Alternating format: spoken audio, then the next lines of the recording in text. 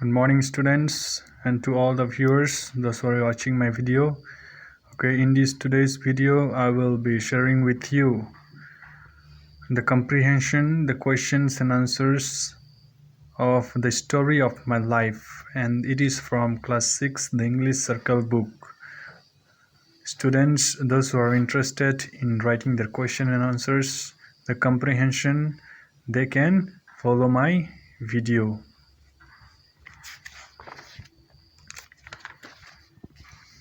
First of all, we will see the comprehension, that is filling the blanks. Filling the blanks. Number 1. Caspar Keller, Helen's ancestor, settled in Maryland. Number 2. The old-fashioned garden of Ivy Green was the paradise of Helen's childhood. Number 3. Helen's mother wished to call her Helen Everett, after her own mother. Number 3. Helen as a child would always insist upon imitating what other people did. Number 5. Once as a child, Helen attracted everyone's attention by saying T, T, T quite plainly. Okay. Number 6. Helen's illness was diagnosed as congestion of the stomach and brain. So, check the filling the blanks and write down in your book. Now let's see.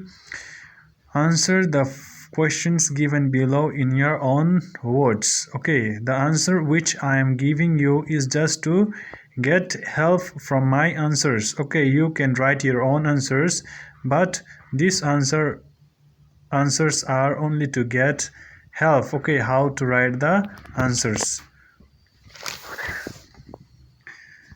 You see, number B, answer the questions below. Okay, write a short notes on Helen's family background. Okay, number 1, write a short notes on Helen's family background. Helen's father was Arthur H. Keller and her mother was Kate Adam. Okay, her father was a captain in the Confederate Army.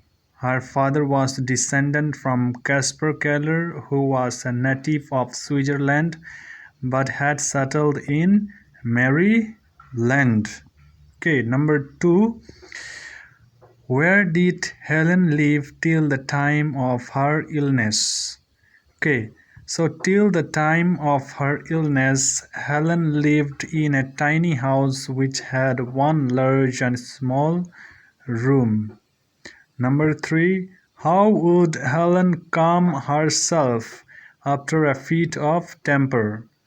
Helen calmed herself after a fit of temper by going to his garden to comfort herself and hide her face in the cool leaves and grass. Number 4. How did Helen's mother solve the problem of her name? Answer.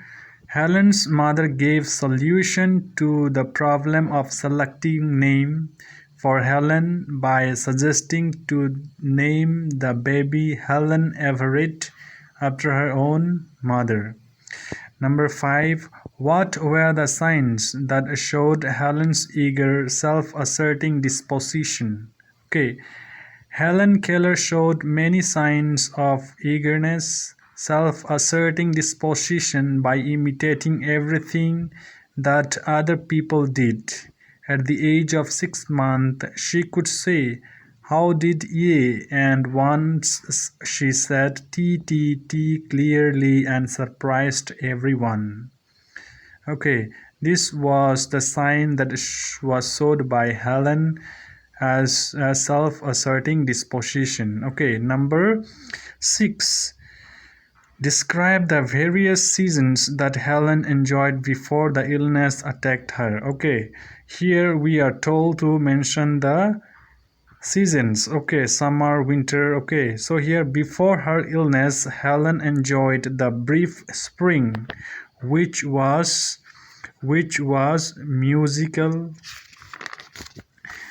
Within the songs of robin and mockingbird, a summer rich in fruit and roses, an autumn which felt the gold and brimstone leaves at her feet. Number 8. What was the illness that attacked Helen called? What was its effect? Okay. The illness that attacked Helen was called acute congestion of the stomach and brain by the doctors. Okay. Helen lost her ability to see and hear. Okay. So these are the questions and answers of the story of my life. Now let me show you here. Okay, so here number C, read the lines given below and answer the question that follows. So number 1, the task of writing autobiography is a difficult one. Okay, here you will see the lines which are being taken from the chapter The Story of My Life, and the questions are placed below. Okay, so number 1, that is number 1, the task of writing an autobiography is different one. Okay, now who says the above word? Okay, the above words are spoken by the author Helen Adam. Okay, number 2, why was the task of writing an autobiography a difficult one? Okay, what was the reason? Okay, answer, because many of the experiences are clear and vivid in our memory, but most of the details of the joys and sorrows of childhood are forgotten. Okay, number C, how the speaker decide to present it. Okay, the speaker decide to present it in a series of sketches. Okay, number 2, TTT. Okay, who said these words? Okay, who said this word? And if you have read the story, and the students, those who attended my class, will know very well who said this word TTT. Okay, Helen Keller said these words TTT. Okay, number B, when and exactly were the words spoken? Okay, at what time? When? Helen spoke these words when she was about 6 months old. Number C, why was everyone's reaction to the above words? Okay, everyone's attention was attracted to her as she was just 6 months old at the age. Okay, so as she was at the age of 6, she was able to say the word very clearly, TTT. Okay, because of that reason, people were surprised and they were astonished. Number 3, I continued to make some sound to that word after all other speech was lost. Okay, so what is the word being referred in the above line? Okay, so what is the word which is referred in that line? That is, I continue to make some sound to that word after all other speech was lost. Okay, that was the word water. Okay, being referred in the above line. Number B, what sound did Helen make for the word? Okay, Helen make the sound wah wah for the word water. Okay, number C, why was Helen's speech lost? Helen's speech was lost because of an illness she had. Okay, because of her illness she lost her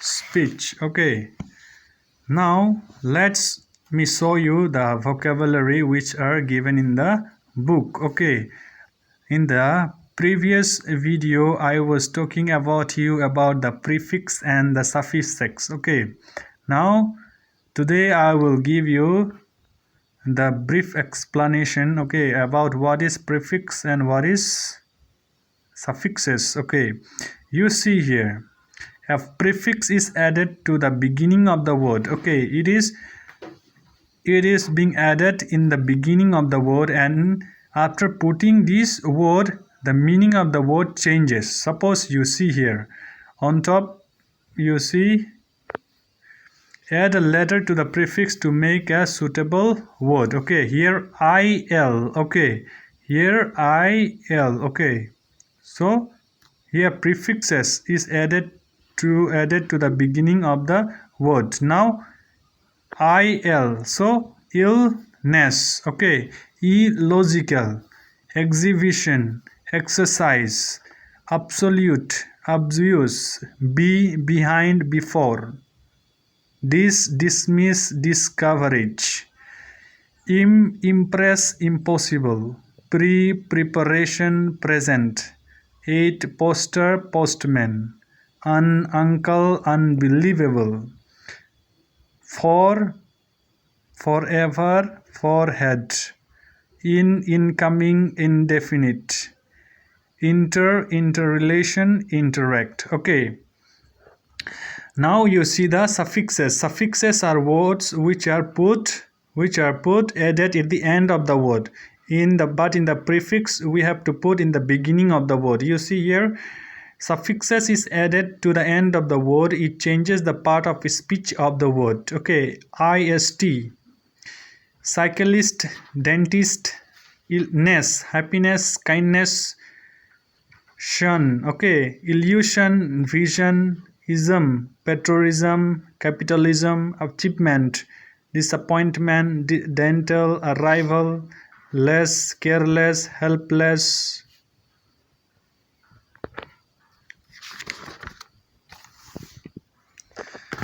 Lee, gently, rudely, R, reporter, driver. Okay, or conductor, executor, is foolish, childish, full, blissful, cheerful. Okay, so these are the suffixes. Okay, suffixes are put after the word. Okay, now you see here number grammar part. Let me tell you, here we are given a brief explanation about the kinds of sentence. There are four kinds of sentence. Okay, that is declarative, assertive, assertive, also called assertive, interrogative sentence, imperative sentence, exclamatory sentence. Okay, the definitions or the meaning of the declarative sentence is already given here in the book. Okay, so number one, look at the sentence given below and state their kind. Okay,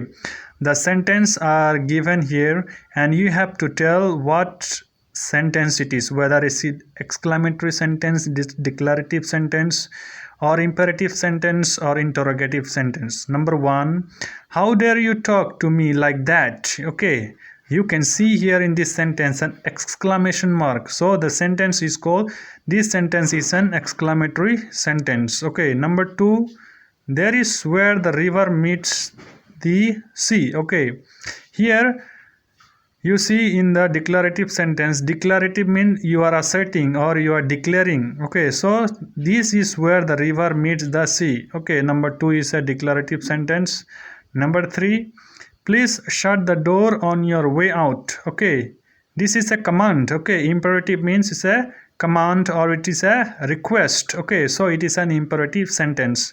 Number four, whoa, that looks absolutely wonderful. Here you can see an exclamation mark in this sentence, so this is an exclamatory sentence. Number five, Egypt is also known as the gift of Nile. Okay, so this is an assertive or declarative sentence. Number six, the rain in Spain comes mainly in the plain. Okay, this is declarative sentence. Number seven, the meeting will be held in the conference room. Okay, this is imperative as well as assertive sentence. Okay, number seven is both imperative and assertive sentence. Number eight, how strange is that no one knows about it yet. Okay, this is how strange is that. Okay, no one knows about that it yet. At the At last you will see a question mark, but it is not an interrogative sentence, but it is a exclamatory sentence. Okay, number 9, only after you complete this exercise may you leave. Okay, this is imperative sentence.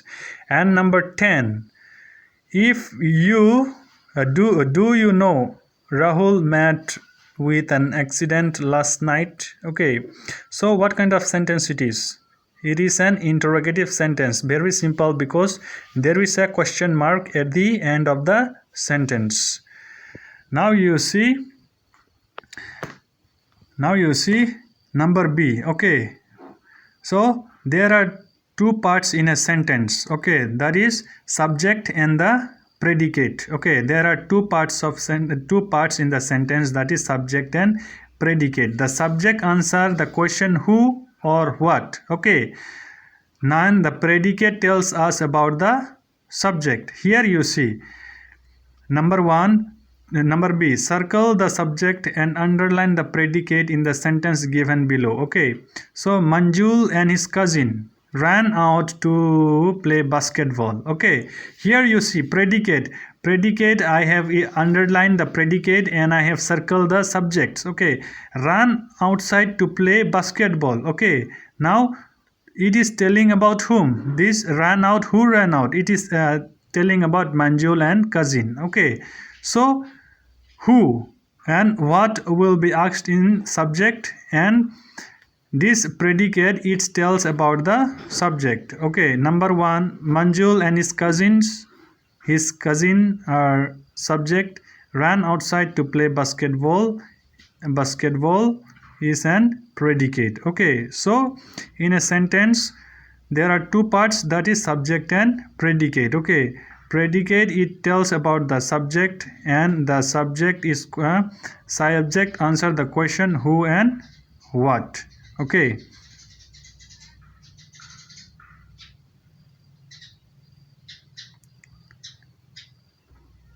next one you see spelling. Okay, filling the blanks with IE and IE. Okay, number 1, tire, field, rain, seas, worried, forfeit, leisure, ancient, hygiene, neighbor. Okay, so students, those who are in class 6, they can refer this video, not exactly to write down what I have written, but to get and help. Okay, so thank you.